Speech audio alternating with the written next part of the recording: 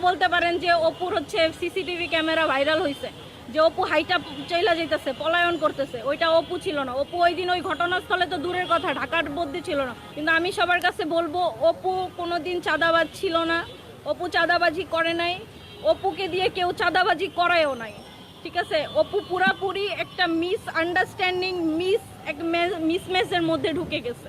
হত্যা মামলায় অপুর নাম দিবে, 4 দিনের রিমান্ড। একটা ছেলে অমানবিক, খায় নাই, দায় নাই, কিচ্ছু নাই, তাকে এভাবে নির্যাতন করার পরে যেই কোনো মানুষ বায়াস্ট হয়ে যাবে, যেই কোনো মানুষ যা তা স্বীকার করতে রাজি, তারে দিয়ে এগুলো করাইছে। আমি সরি, আমি একটু উত্তেজিত হয়ে যাচ্ছে, আমার কণ্ঠ অনেক বেশি জোরে হয়ে যাচ্ছে। তারপরেও আমি বলতে চাই, তারপরে হচ্ছে পুলিশ ওকে এই দমন করতে চায়, সবাই ওদেরকে।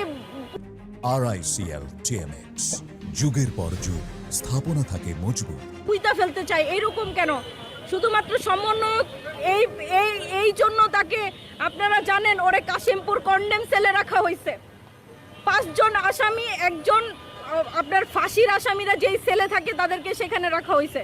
তার অপরাধ বা তার ধারা তো বেশি না, সে যে অপরাধ করছে সে অপরাধের অনুযায়ী তাকে তো সে এর চেয়ে বেশি বলে না যে লঘু পাপে গুরুদণ্ড, সেই গুরুদণ্ড পাইছে। জানে আলম অপু জানতোই না যে ওইখানে চাঁদাবাজি হচ্ছে বা হবে, কিন্তু ইচ্ছা করে তাকে এই বিষয়গুলো বারবার মিডিয়া ট্রায়ালে নিয়ে আসছে। তারপরে এই যে এখন যে পরিস্থিতি ঘটছে, আমি নিজেকে অনিরাপদ মনে করতেছি। এই আপনারা বলেন যে এতদিন পরে কেন এই ভিডিওটা আসলো? যে ভিডিওটা 1 তারিখ রাত্রেবেলা ধারণ করা হয়েছে, সেটা 14 তারিখে কেন আসলো, 13 তারিখে কেন আসলো? এর পিছনে কার স্বার্থ থাকতে পারে? আপনারাই বের করেন। বাংলাদেশের মানুষ তো এখন বোকা না, সবই বুঝে।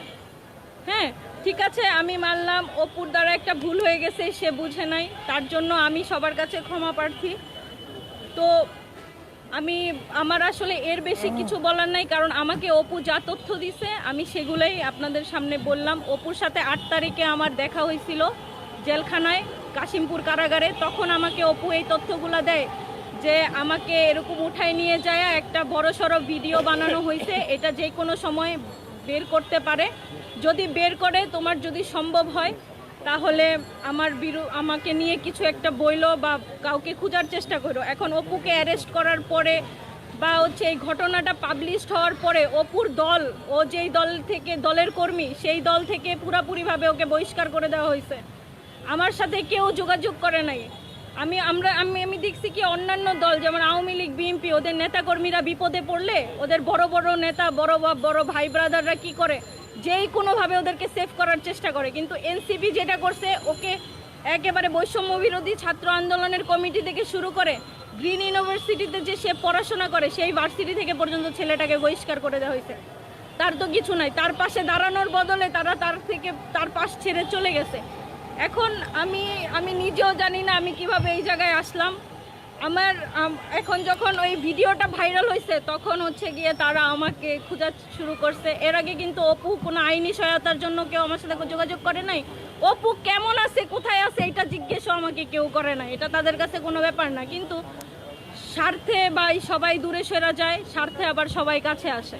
ঠিক আছে, কিন্তু আমি সবার কাছে বলবো, অপু কোনোদিন চাঁদাবাজ ছিল না, অপু চাঁদাবাজি করে নাই, অপুকে দিয়ে কেউ চাঁদাবাজি করায়ও নাই।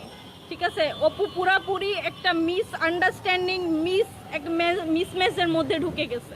আমি সকলের উদ্দেশ্যে বলবো, এই মিডিয়ার মাধ্যমে সবার কাছে পৌঁছে দিতে যাব যে ছেলেটা একেবারেই অসহায়। আপনারা ওকে ভুল বুঝছেন না, আপনারা ওর জীবনের প্রথম ভুল মনে করে হইলেও আপনারা ক্ষমা করে দেন। আমি অপুর জায়গা থেকে, আমি অপুর হয়ে, আপনারা বিভিন্ন ছবি দেখছেন।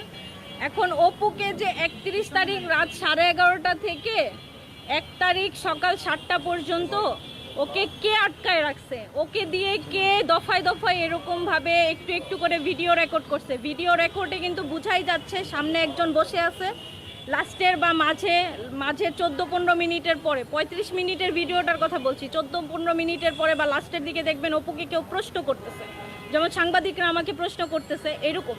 তো ওকেও এরকম কেউ বসায় রাখা এই ভিডিওটা ধারণ করছে। অপু ওখানে বলছে যে প্রথম যেই ভিডিওটা ছাড়ে তার ক্যাপশনে দেখলাম এরকম বলা যে অপু ভিডিওটা করে কোনো বন্ধুর কাছে দিয়ে গেছে।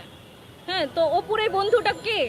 অপুর এই ভিডিওটা সর্বপ্রথম কার পেজ থেকে আপলোড করা হয়েছে এটা আপনারা বের করেন। অপু কোনো বন্ধুর কাছে কোনো ভিডিও বানায় দিয়ে যায় নাই। অপু এই ঘটনা ফ্লাশ হওয়ার পরে নিজেই বলছিল যে আমি গ্রেফতার হই নাই এবং আমাকে একটু সময় দেন, আমি মানসিক চাপের মধ্যে আছি, আমি আপনাদের কাছে বিস্তারিত সব বলবো। কিন্তু সেই ছেলেটা এটা বলার সুযোগ পায় নাই। ও 26 তারিখে যখন 5 জনকে একসাথে অ্যারেস্ট করছে, অপু কিন্তু সেই ঘটনাস্থলে ছিল না। অপুর যদি টাকার লোভ থাকতো বা চাঁদাবাজি করার ইচ্ছা থাকতো, সেদিন 40 লাখ টাকা আনার জন্য ওই 5 জনের মধ্যে অপুকে পাওয়া যেত। এখন আপনারা বলতে পারেন যে অপুর হচ্ছে সিসিটিভি ক্যামেরা ভাইরাল হয়েছে, যে অপু হাইটা চইলা যেতেছে, পলায়ন করতেছে, ওইটা অপু ছিল না। অপু ওই দিন ওই ঘটনাস্থলে তো দূরের কথা, ঢাকার মধ্যে ছিল না।